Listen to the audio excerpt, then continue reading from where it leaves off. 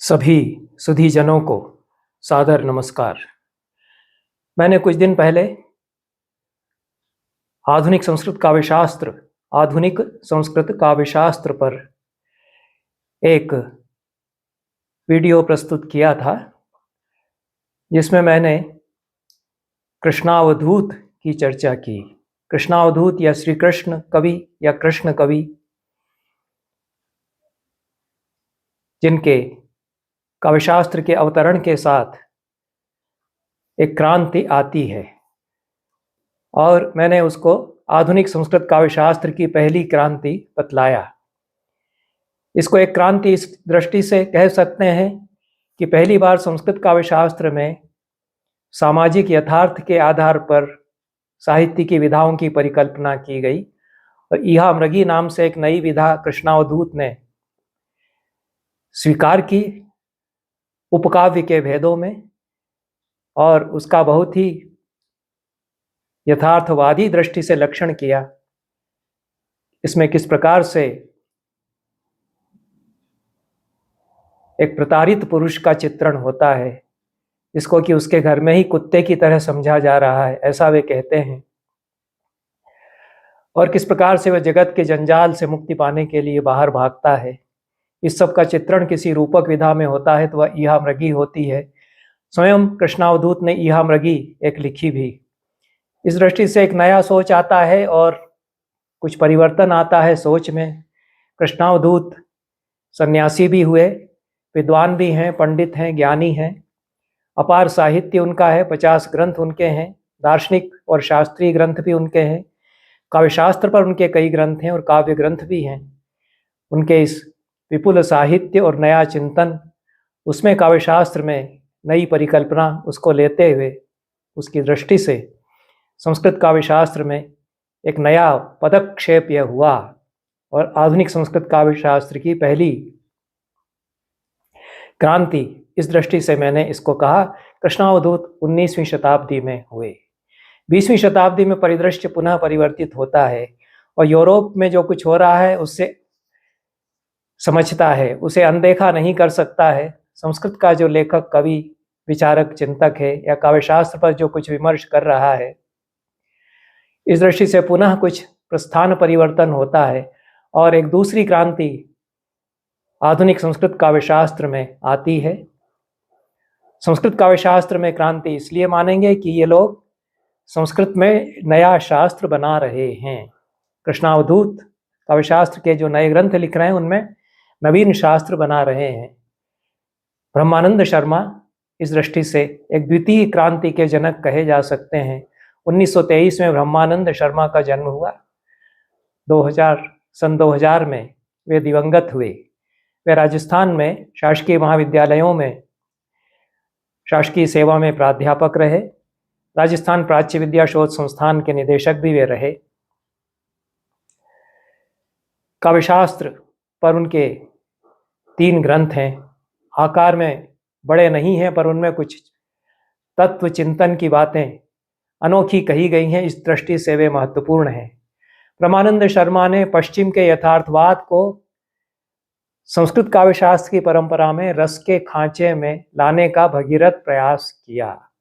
यथार्थवाद की धारा को लेकर के भारत की जो रस परख चिंतन की परंपरा थी, उसके बीच उन्होंने उसको प्रवाहित किया, और उनके कारण यह संभव संस्कृत काव्यशास्त्र की शब्दावली के द्वारा हो सका कि जितना यथार्थवादी साहित्य है, संस्कृत की भी लोक यथार्थ पर आधारित लोक धर्मी परंपरा की जो कविता है, उसका अच्छा आकलन किया जा सके। वस्तु अलंकार दर्शनम 1969 में उनका ग्रंथ छपा। उसके बाद काव्य सत्यालोकः, ये 1980 में उनका ग्रंथ आया। इन दोनों ही ग्रंथों में मार्क्सवादी विचारधारा का अनुगमन करते हुए काव्यशास्त्र के अपने प्रस्थान का निर्माण ब्रह्मानंद शर्मा ने किया।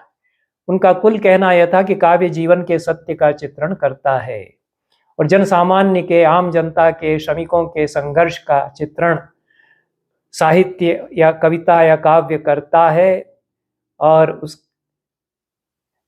उस तदनुसार सत्य का निरूपण वह करता है और जीवन के सत्य का अनुभव काव्य कराता है।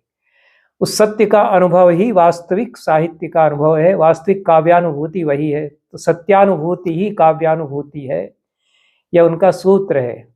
फिर सत्य की वे मीमांसा करते हैं। सत्य 3 प्रकार का होता है, प्राकृत, आर्थ और हृदयज। प्राकृत अर्थ संबंधी और हृदयज हृदय संबंधी।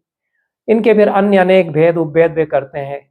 रक्ताश्रित, साहचर्याश्रित और साम्यताश्रित, ये विविध संबंधों के आधार पर ये जो 3 त्रिविध सत्य है उसके भेद होते हैं और संबंधों की विशद विस्तृत व्याख्या की है। और एक सर्वथा नई शब्दावली का प्रवेश ब्रह्मानंद शर्मा ने संस्कृत काव्य शास्त्र में कराया, जो कि उनके द्वारा अपनी सूझ समझ के द्वारा, अपनी सूझ और समझ के साथ परिकल्पित शब्दावली है। जो वामपंथी चिंतन है, लेफ्टिस्ट जो थ्योरीज है, उनकी समझ तो उनमें है, लेकिन उसको विनियोजित जब वे करते हैं और काव्यशास्त्र बनाते हैं तो वे शब्दावली भी गढ़ते हैं। यह एक नया काम उन्होंने किया और वे कहते हैं कि रक्ताश्रित, साहचर्याश्रित, साम्यताश्रित, ये त्रिविध संबंध ये सत्य के द्वारा जो उद्घाटित होते हैं और इनसे फिर सत्य के उद्घाटन और सत्यानुभूति के द्वारा मुक्ति का पथ कविता प्रशस्त करती है। शोषित वर्ग की मुक्ति ही वास्तविक मुक्ति है और साहित्य का ध्येय यही है। मुक्ति साहित्य का ध्येय तो है, लेकिन शोषित वर्ग मुक्त हो, इस दृष्टि से साहित्य सत्यानुभूति कराता है और श्रम रचनाकार का आराध्य देव है। यह एक प्रस्थान इस दृष्टि से बनता है। 3 ग्रंथ कुल मिलाकर के ब्रह्मानंद शर्मा के प्रकाशित हैं, अभिनव रस मीमांसा, काव्य सत्यालोकः और रसालोचनम। और लक्षण फिर पूरी शास्त्रीय शब्दावली में अच्छी तैयारी के साथ वे लक्षण करते हैं। काव्य का लक्षण भी इसी दृष्टि से करते हैं। शब्दार्थवर्ति सत्यस्य सुंदरम प्रतिपादनम काव्यस्य लक्षणम ज्ञेयम सत्यस्यात्र विशेषता। इसमें शब्दार्थों सहितौ काव्यम, जितने पारंपरिक लक्षण हैं वो सब तो उसके भीतर, इस लक्षण के भीतर समा गए। शब्दार्थवर्ती सत्य का सुंदर प्रतिपादन, चित्रण किया जाए, यह काव्य का लक्षण है, लेकिन उसमें सत्य का वैशिष्ट्य होता है। और इस दृष्टि से सत्य का चेतना से संबंध, उसकी मीमांसा ब्रह्मानंद शर्मा करते हैं और चेतना के 3 रूप वे स्वीकार करते हैं, सत्य चेतना, शिव चेतना और सौंदर्य चेतना। और सत्य शाश्वत तत्व है, काव्य का स्थिर तत्व है, और सौंदर्य प्रवाही तत्व है। 2 प्रकार की नित्यताएं होती हैं, एक प्रवाह नित्यता, एक कूटस्थ नित्यता। तो सत्य जो कूटस्थ नित्य तत्व है, सत्य के विविध रूप हो सकते हैं, बदल सकते हैं। सत्य लोकाश्रित होकर के विविध प्रकार के संबंधों में जो प्रतिफलित होता है तो उसके नाना रूप होते हैं, पर सत्य का होना एक कूटस्थ नित्य तत्व है और सौंदर्य उसमें प्रवाही तत्व है जो अलग अलग रूपों में झलकता है और उसके इस प्रकार से भेद हो सकते हैं। तब सत्यमर्थ गतम काव्य अर्थे शब्दस्य संस्थिति। तो शब्दार्थ साहित्य जो होता है उसमें सत्य दोनों में प्रतिष्ठित होता है। सत्य जो है काव्य के अर्थ में प्रतिष्ठित होगा और अर्थ जो है वो शब्दों में विश्रांत हैं, इसलिए शब्द, अर्थ और सत्य तीनों परस्पर संबंधित होते हैं। और शब्द और अर्थ का सहभाव जहाँ होता है वहाँ साहित्य हो जाता है। तो सत्य प्रतिपादक शब्द और अर्थ का साहित्य, ऐसा फिर लक्षण कविता का बनेगा। काव्य सत्यानुभूतिर्या सा न है या कदाचन इयम आत्मा ही काव्यस्य इयम अस्मिन् समीहिता। ये कारिकाओं की शैली में काव्य सत्यालोक, वस्तु अलंकार दर्शनम, ये जो ग्रंथ उन्होंने लिखे हैं, और अभिनव रस मीमांसा और रसालोचनम, उनमें ये कारिकाएं ही है। और उनमें वो कहते हैं कि काव्य सत्यानुभूतिर्या सा न है या कदाचन। काव्य में सत्यानुभूति जो होती है उसको कभी भी हेय नहीं समझना चाहिए। रसानुभूति आदि सब उसी में विश्रांत हो जाएगी। सत्यानुभूति में ही सब कुछ समा जाता है, वही काव्य का आत्मा है, ऐसा वे कहते हैं। फिर सत्य का मूल क्या है? कहते हैं लोको मूलम ही सत्यस्य। सत्य का मूल यह लोक है, श्लोक में ही सत्य प्रतिष्ठित है, तो जो लोक का सत्य है वही कविता का सत्य होगा। और लोक का आधार हर रचनाकार बना करके अपने काव्य में प्रतिष्ठित करे। लोकाधारस ततो रक्षः कविनाभिनिवेशिना, जितने भी अभिनिवेशी प्रतिबद्ध कवि हैं वे इस लोकाधार को अपनी रचना में निर्मित करें और उसको प्रतिष्ठित किए रहें। तब रसानुभूति का क्या होगा? वो कहते हैं कि लोक सत्येनुरागश्चेत काव्यस्य रसनीयता। लोक सत्य में यदि अनुराग है तो काव्य में रसनीयता, रसास्वाद आ जाएगा।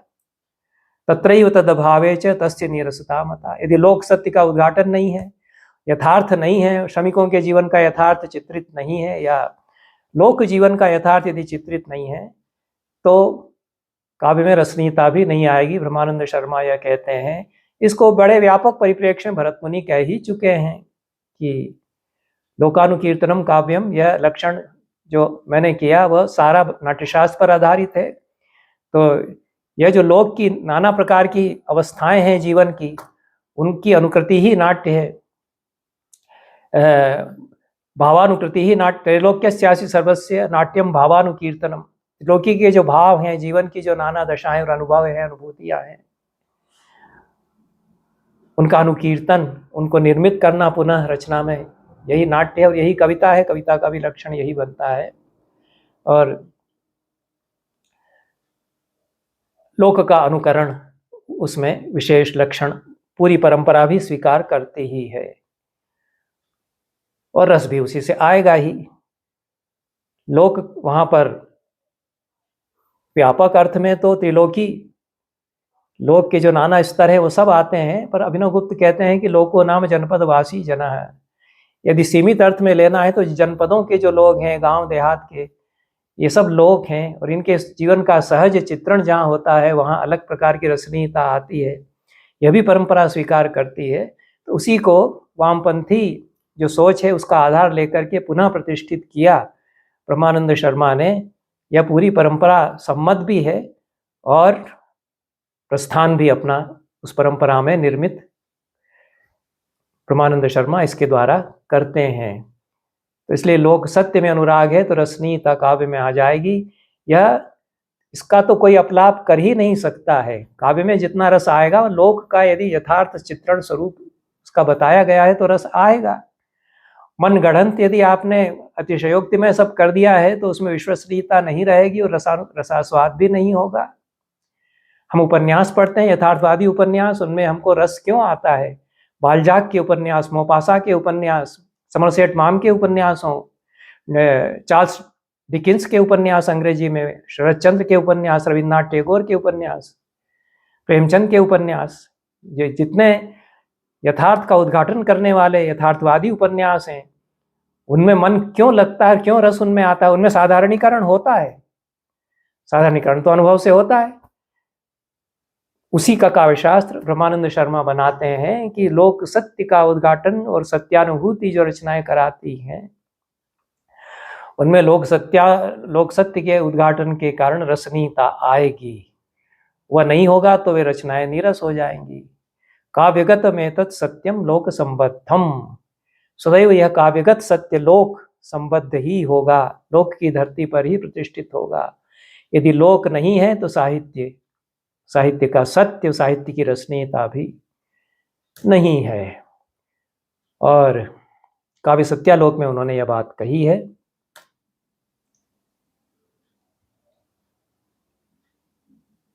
और इसी प्रकार से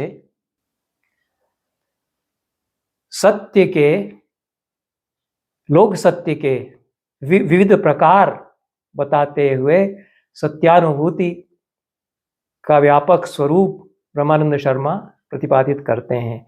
प्रकृतिगत सत्य, प्रकृतिगत जो बाह्य लोक दिखाई पड़ता है, सांख्य दर्शन की प्रकृति, जो मटेरियल यथार्थ जगत है, उसमें पहाड़, नदियाँ, पेड़ पौधे, समाज, देश, हमारा देश काल, ये सभी आते हैं। इनके सत्य का चित्रण। ये प्राणगतम सत्यम, जो हृदय में प्रतिष्ठित है, शरीर में प्राण है, उनसे संबंधित सत्य जो इमोशंस हैं, और हृदयगत सत्य जो अनुभूतियां हैं और आध्यात्मिक सत्य, उनसे उनसे ऊपर जो सत्य हो सकता है, ये 4 प्रकार के सत्य उन्होंने बताए। यह नहीं समझना चाहिए कि जो ऐतिहासिक द्वंद्वात्मक भौतिकवाद है उसका अंधानुकरण ब्रह्मानंद शर्मा ने कर दिया है, क्योंकि अंततः ये सारा जो सत्यानुभूति का निरूपण उन्होंने किया है उसका अंतिम सत्य अध्यात्म की अनुभूति पर प्रतिष्ठित है। ये सारी सत्यानुभूति के प्रकार, सत्य के विभिन्न प्रकार जो है अंततः यदि साधारणीकरण होता है तो अध्यात्म में प्रतिष्ठित वह सत्यानुभूति हो जाती है। तो काव्य में लोक सत्य प्रतिष्ठित इस प्रकार से होता है। और सत्य के नाना रूपों का चित्रण, आर्थिक सत्य का सूक्ष्म चित्रण कैसे होगा उसको ब्रह्मानंद शर्मा बताते हैं कि श्रमिक वर्ग और धनाढ्य वर्ग, इनके जीवन का सूक्ष्म चित्रण किया जाए, इनमें जो द्वंद्वात्मक संबंध है और श्रमिक वर्ग का शोषण जो धनिक वर्ग करता है उसका चित्रण किया जाए। उससे पात्रों का साधारणीकरण हो जाएगा, क्योंकि श्रमिक विशेष उसका नाम देश काल बताया गया है, वे देश विशेष काल विशेष निकल जाएंगे और उस श्रमिक का जो सामान्य अनुभव है शोषित होने का, उसका जो दर्द पीड़ा है उसका अनुभव पाठक करेगा। और धनाढ्य वर्ग के साथ भी उसी प्रकार से जो उसका नाम आदि सविकल्पक ज्ञान है उसका परिहार होकर के सामान्य अंश में उसका ग्रहण होगा, तब शोषक के रूप में उसके प्रति एक प्रकार से जो वितृष्णा होगी। और इस प्रकार से धनाढ्य सामान्य की प्रतीति और श्रमिक सामान्य की प्रतीति दोनों के द्वारा सत्यानुभूति होती है और उसके द्वारा साधारणीकरण सामान्य के अनुभव से हो जाता है। भट्टनायक से किंचित मतभेद प्रकट करते हुए इतना तो साम्य है कि यह साहित्य की प्रक्रिया है। यह जो बताते हैं ब्रह्मानंद शर्मा कि यह जो आर्थिक सत्य का श्रमिक और शोषक के बीच संबंधों का यथार्थ चित्रण है उसके द्वारा साधारणीकरण हो जाता है। तो सत्य के चित्रण के द्वारा साधारणीकरण होता है ऐसा मानते हैं लोग, सत्य के चित्रण के द्वारा साधारणीकरण हो जाता है। और भट्टनायक भावकत्व व्यापार के द्वारा साधारणीकरण मानते हैं। यह इस दृष्टि से अंतर आ जाता है। और ब्रह्मानंद शर्मा कहते हैं कि व्यापार विशेष जन्य साधारणीकरण नहीं है, सत्यगत सूक्ष्म चित्रण जन्य साधारणीकरण होता है। उस सत्य को जितना बारीकी से, जिसको ऑब्जर्वेशन पर्यवेक्षण बारीकी से देखा है जीवन को, जीवन के नाना पक्षों को रचनाकार ने, उससे जो सच्चाई विश्वसनीय बन जाती है कि हाँ सचमुच में सही चित्रण हो रहा है, उस सत्यगत सूक्ष्म चित्रण साधारणीकरण में कारण बनता है, भावकत्व व्यापार नहीं। और उस सूक्ष्म चित्रण के कारण चित्त पर एक प्रभाव बनता है, उसके कारण यह साधारणीकरण व्यापार होता है। ब्रह्मानंद शर्मा कहते हैं यदि इसी को भट्टनायक भावकत्व कहते हैं तो हमें कोई आपत्ति नहीं है। यह भी वह कहते हैं तो अस्यैव सूक्ष्म चित्रण से चित्तगतो यह प्रभाव तदम सारमस्य यदि व्यापारः इति व्यपदेशः तदा नहीं कापि हानि, ऐसा वे पूर्वाचार्यों की समीक्षा करते हुए कहते हैं। और विशेष बात जो ब्रह्मानंद शर्मा करते हैं कि इस पूरी रसानुभूति की प्रक्रिया में जो सत्यानुभूति ही रसानुभूति बन जाती है, उसकी प्रक्रिया में शरीर, मन और हृदय तीनों का एक अलात चक्र की तरह कैसा योगदान होता है, इसका विश्लेषण वे करते हैं। अभिनव रस मीमांसा जो उनकी पुस्तक है उसमें, क्योंकि सबसे पहले तो शरीर पर ही प्रभाव पड़ता है, फिर प्राण जो सांस हमारी तेज हो सकती है, फिर हृदय और फिर चेतना का आरोहण उसके द्वारा। तो यह साइकोकेमिकल प्रोसेस जो होती है रसानुभूति के समय, उसको तो हमारे आचार्य भी, परंपरा भी स्वीकार करती है, पर ब्रह्मानंद शर्मा ने शरीर की उपस्थिति का इस रूप में संज्ञान लेते हुए कहा है कि रसगत जो चेतना का आरोहण होता है, रसानुभूति के समय चेतना ऊर्ध्वारोही होती है, लेकिन शरीर के स्तर पर यह प्रक्रिया आरंभ होती है। तो रसश्चेतनाया आरोह रूपा, ऐसा वे कहते हैं। तो आरोहस्यास्य शरीर संबंधः, इस आरोह का शरीर से संबंध है। शरीर संबंध दृष्टिया बुद्धि संबंध है, शरीर के भीतर ही मन और बुद्धि है, तो शरीर से संबंध होने के कारण मन और बुद्धि से इसका संबंध होता है। इस दृष्टि से पूरी प्रक्रिया एक समग्र प्रक्रिया रसानुभूति की, जो कि सत्यानुभूति है मूलतः, उसको ब्रह्मानंद शर्मा प्रस्तुत करते हैं। इसलिए एक समंजस प्रक्रिया वे बताते हैं और चेतना का आरोहण उसके द्वारा वे युक्त रूप में प्रतिपादित करते हैं। और चेतना के विभिन्न धर्म इसमें किस प्रकार से काम करते हैं, शब्दावली उन्होंने पारंपरिक काव्यशास्त्र से भी ली है। द्रुति, दीप्ति और विकास, ये चित्त की 3 स्थितियां रसानुभूति में आती हैं। यह तो धनंजय ने जब द्रुति, दीप्ति और विकास स्वीकार की, या अन्य आचार्यों ने भी अलग अलग रसों में चित्त में द्रुति, दीप्ति और विकास ये अवस्थाएं होती हैं ऐसा माना, तो उन्होंने शरीर से संबंध तो, प्राणों से संबंध तो उन्होंने भी मान ही लिया। चित्त, कुछ नाड़ियां फड़कती हैं, द्रुति होती है, दीप्ति होती है और विकसित होता है चित्त, जैसे चित्त के कमल की पंखुड़ियां खिल उठी हों, ऐसा प्रसाद गुण के साथ जो शांत रस आदि की अनुभूति होती है। तो इसमें द्रुति, दीप्ति, इसमें शरीर के स्तर पर जो होती हैं उनसे चैतन्य प्रभावित होता है हमारा, और शरीर संबंधी भी है और चैतन्य से भी संबंध उनका जुड़ता है। तो केवल चैतन्यगत ही नहीं है, ये शरीरगत भी हैं, ये ब्रह्मानंद शर्मा का आशय है। और इस सारे सत्यानुभूति के उत्पन्न करने में जो तकनीकें रचनाकार लाता है, जो भी यथार्थवादी रचनाकार होगा, उसमें कैसे शैलीगत वैशिष्ट्य उसका होगा, तो उसके लिए कुछ कोटियां ब्रह्मानंद शर्मा बताते हैं। वो कहते हैं कि सूक्ष्मता और प्रगाढ़ता के कारण यह संभव होता है सत्यानुभूति का रसानुभूति में परिणत होना। और सूक्ष्म चित्रण है, बारीकी से देखा हुआ है, और अनुभूति है, संवेदन उसके साथ है, प्रगाढ़ता उसको उन्होंने कहा है। रामचंद्र शुक्ल के मत का ब्रह्मानंद शर्मा ने खंडन किया है। और अच्छी बात है कि हिंदी के बड़े आचार्यों का संज्ञान लिया है, पश्चिम को भी थोड़ा पढ़ा है ब्रह्मानंद शर्मा ने। वो काव्यशास्त्र में उनकी गति तो है ही, जो पारंपरिक काव्यशास्त्र है तभी प्रस्थान खड़ा कर पाएगा संस्कृत में। संस्कृत का आचार्य यदि सचमुच में नया प्रस्थान उसको बनाना है तो, और एक विश्व के साथ संवाद भी उसके द्वारा वह कर पाएगा।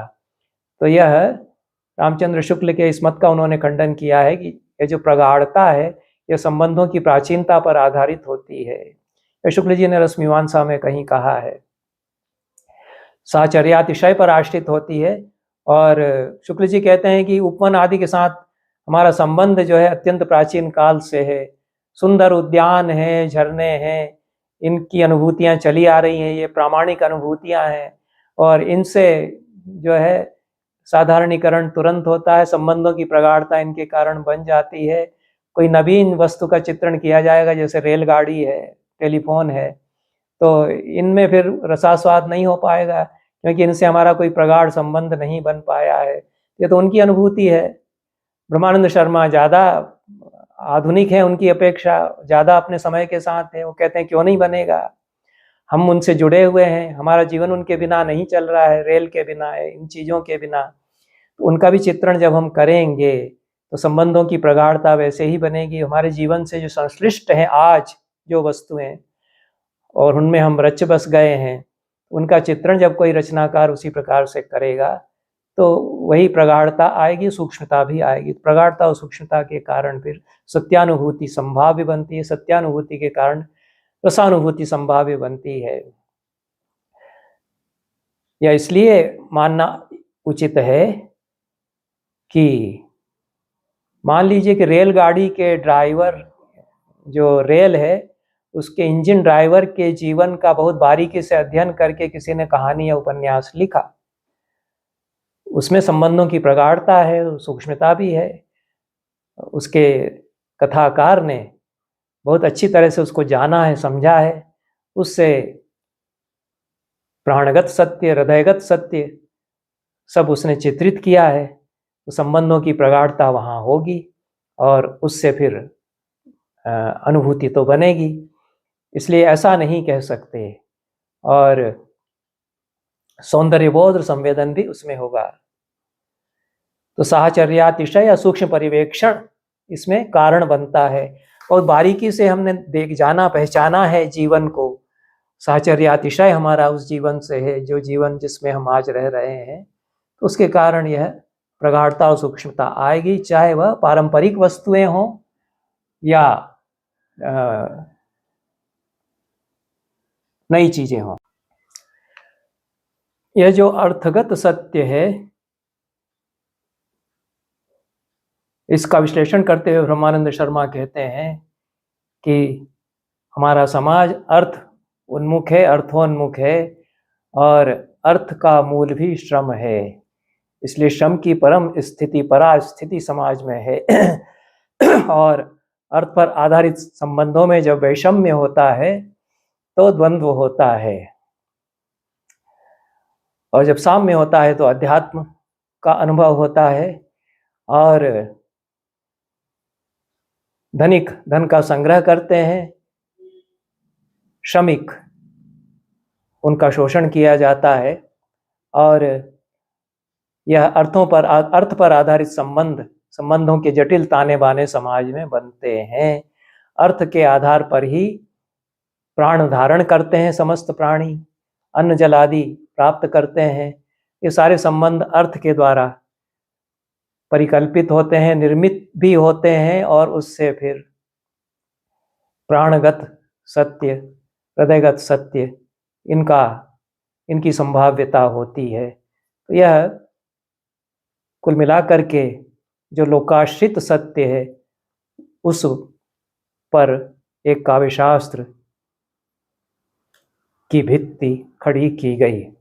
प्राण धारण के लिए अन्न जलादि की अपेक्षा होती है, इसलिए प्राण भूख आदि का अनुभव करते हैं, और यही प्राणों की अन्न जल के प्रति प्रवृत्ति होती है। यह प्रवृत्ति एक बार तृप्त होने पर भी शांत नहीं होती, अपितु अर्थ संचय के प्रति उसका प्रसार बना रहता है। यह प्रसार होते होते अतिशयता को प्राप्त कर लेता है, तो उसमें अहंकार आकर के जुड़ जाता है।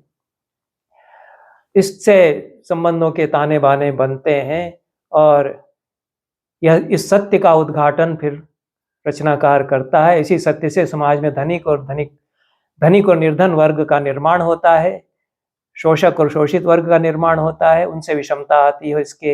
इसके द्वारा प्राणानुगत हृदय का योग होकर संघर्ष की स्थिति निर्मित होती है। तो यह जो शोषक और शोषित के बीच का संघर्ष है, इसी में हृदयगत सत्य और प्राणगत सत्य और सत्यानुभूतियों के नाना प्रकार प्रतिष्ठित होंगे, और इसके सत्य के साथ हमारा प्रगाढ़ संबंध बनेगा। उससे प्रामाणिकता भी इसकी होगी। हृदय तत्व के साथ जब समाज का संबंध होता है तो विभिन्न प्रकार के समुदाय उससे बनते हैं। इससे क्रिया प्रतिक्रिया स्वरूप वैषम्य का आविर्भाव यहाँ भी होता है, परंतु समाज में हृदयगत तत्व और प्राणगत तत्व का साम्य जब हो जाता है, जो कि होता भी है, तो इनमें से जिस तत्व की प्रधानता होती है उसी रूप में समुदाय में परिवर्तन दिखाई पड़ते हैं।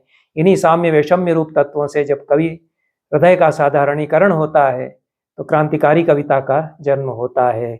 इस प्रकार से जिस उदात्त स्तर पर क्रांतिकारी कविता निर्मित होती है, उसका भी विश्लेषण ब्रह्मानंद शर्मा कहते हैं।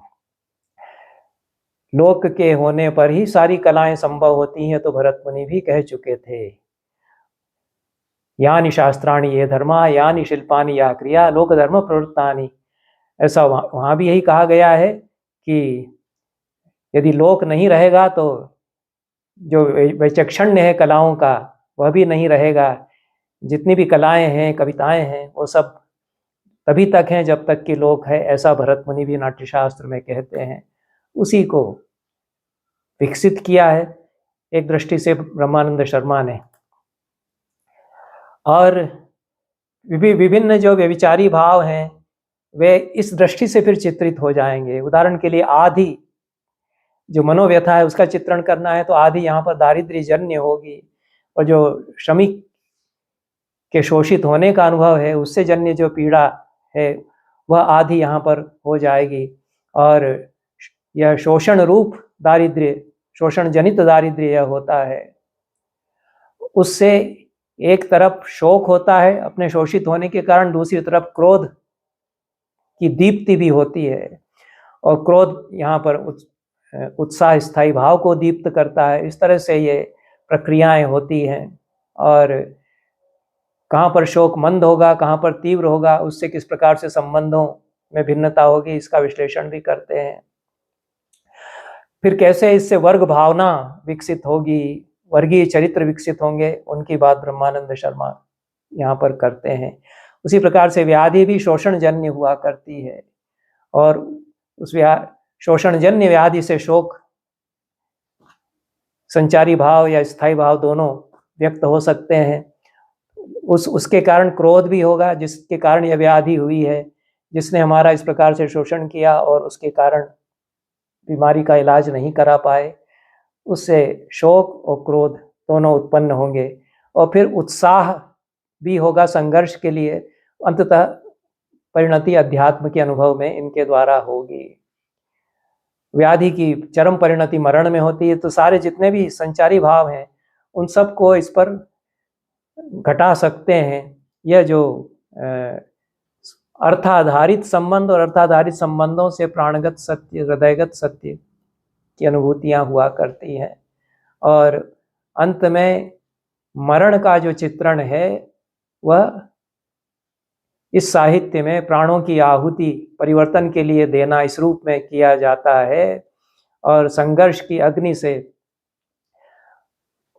उसमें प्राणों की आहुति देने की प्रवृत्ति जागृत होती, यही क्रांति भी होती है।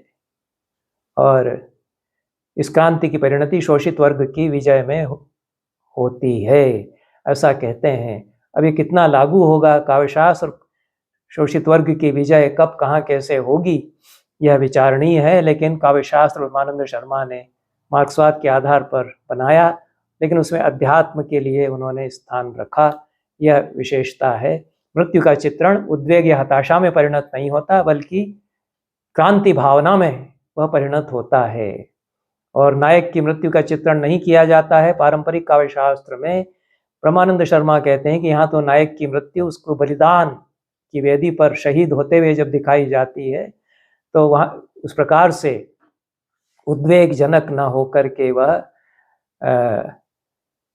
स्फूर्त करने वाली हो सकती है, यह विश्लेषण वो करते हैं। और धर्म की विजय अंततः इसमें दिखाई जाती है, ऐसा ब्रह्मानंद शर्मा का आशय है। प्रकृतिगत सत्य में भाव योग हुआ करता है, और जितना बाह्य परिवेश है उसका भावों से संबंध जुड़ता है।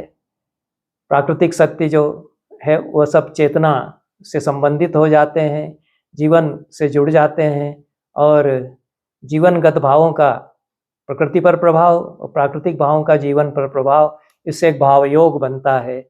यह बड़ी तार्किक दृष्टि से पूरा काव्यशास्त्र निर्मित किया है, और यह नहीं समझना चाहिए कि यह उपेक्षणीय है और इसकी उपेक्षा की जा सकती है। उपेक्षा इसकी की गई है, जो पुरानी पीढ़ी के आचार्य हैं उन्होंने कदाचित ब्रह्मानंद शर्मा का उस प्रकार से संज्ञान नहीं लिया, लेकिन संस्कृत में एक रचनाकारों की पीढ़ी है जिसने ब्रह्मानंद शर्मा की ओर दृष्टिपात किया है। प्रवीण पंड्या तो वेद शास्त्र के पारंगत पंडित हैं और आधुनिक दृष्टि संपन्न भी हैं। उन्होंने ब्रह्मानंद शर्मा के ग्रंथ का सानुवाद संपादन किया, भूमिका उसकी उन्होंने बहुत अच्छी लिखी है। उसमें वे कहते हैं कि ब्रह्मानंद शर्मा अपने चिंतन के केंद्र में पत्तों शाखाओं को नहीं, मूल को रखने वाले मूलगामी आचार्य थे। यही कारण है कि वे न तो आत्ममुग्ध हैं न पर प्रभावित। आचार्य ने अर्थात ब्रह्मानंद शर्मा ने अपने समय के चिंतनालोक में काव्यशास्त्र के पुनः पाठ का महत् कार्य किया है। यह प्रवीण पंड्या का कथन है। काव्य सत्यालोक जो उन्होंने पुनः संपादित करके सानुवाद प्रकाशित कराया है राजस्थान संस्कृत अकादमी के द्वारा, उसका प्रकाशन किया हुआ है।